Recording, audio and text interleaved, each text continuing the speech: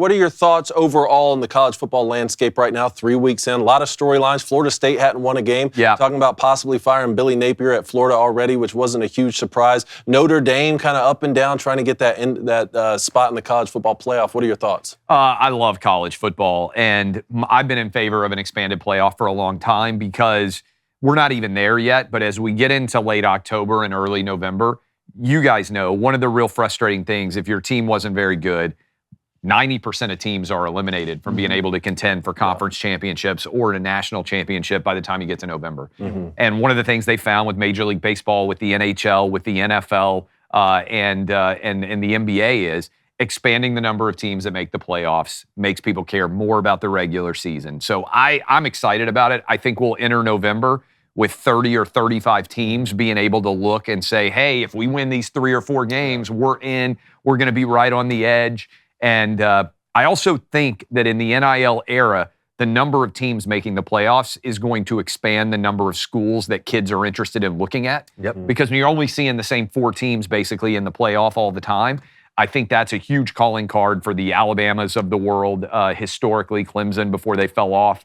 And now suddenly you're looking around, you're saying, okay, maybe an Ole Miss can make it. And maybe Tennessee's going to be back in the mix. And I think that just expands the overall landscape of schools that kids look at. Though there is a number you can reach in the playoffs before the regular season does get watered down. This is true in baseball, too. And the MLB already has a regular season problem with 162. So is 12 the right number? Is this where we're going to stay? Or is it just, it's automatically going to go to 16? I would go to 16, but I would eliminate conference championship games. Wow. Across the board. Across the board. And I would just say, hey, if 3 teams finish 11-1, we used to back in the day give co-championships.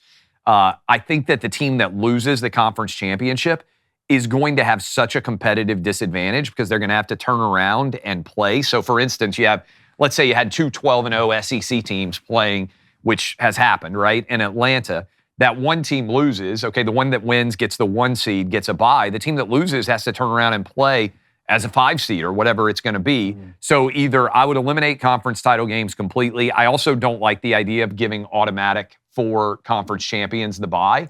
Because I think you could end up with teams that would otherwise be seeded 8, 9, maybe not even make the playoffs, getting into that final 4 or getting into the final 8 automatically. So I would go straight 16. I would start it with maybe the week after, give everybody a bye week, and then go straight in. I would, if I had a magic wand, I would eliminate all the conference championship games, and I would seed 1 to 16. I would play first, second, and third round games all on campus, just like the NFL does. And then I would go neutral site game for the championship, like the Super Bowl does, put it out for bid, rotate it around.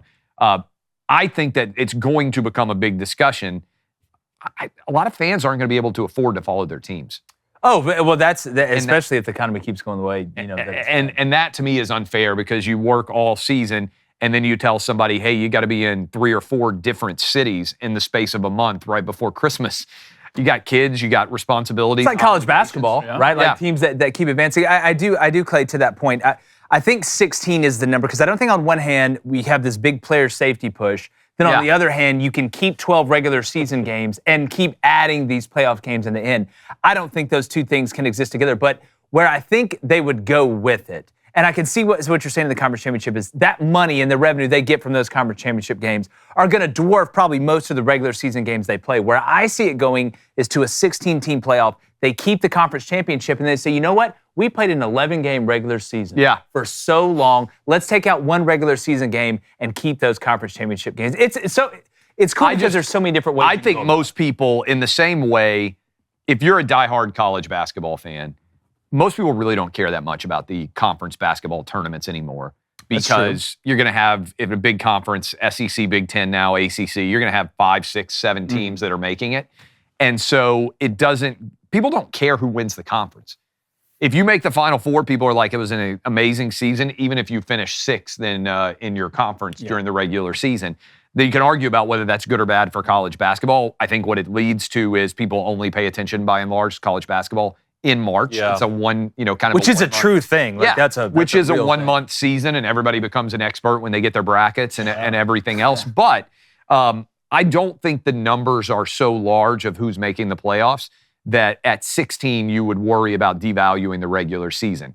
I do think you have to be careful. The other reason I don't like conference championships is what are you going to do when it's Ohio State, Michigan, and they're already slotted to play back-to-back weeks? Yeah, and you already know the conference championship matchup. That's where it gets a little interesting. Sometimes you're going to have to play into. But I like your bye week idea. But then, not only would the scheme change, maybe you don't show as much at the end of the regular season. The game's still going to matter, right? Like the maximum time you can play for some of these rivalries, like the Iron Bowl or like the game, is 3.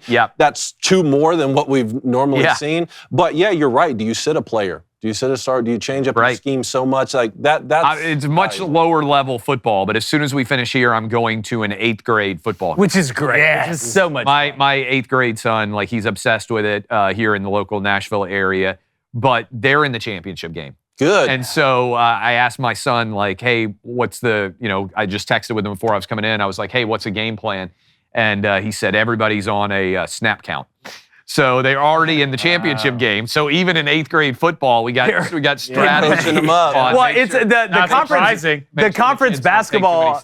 Yeah, the conference basketball tournament argument is so true because it's to the point now where you have fans that are like, look, let's lose early, get a couple extra days of rest because we're going to be seated. Yep. It's an interesting argument. Hey, YouTube, what's up? If you haven't already, please subscribe. We appreciate it.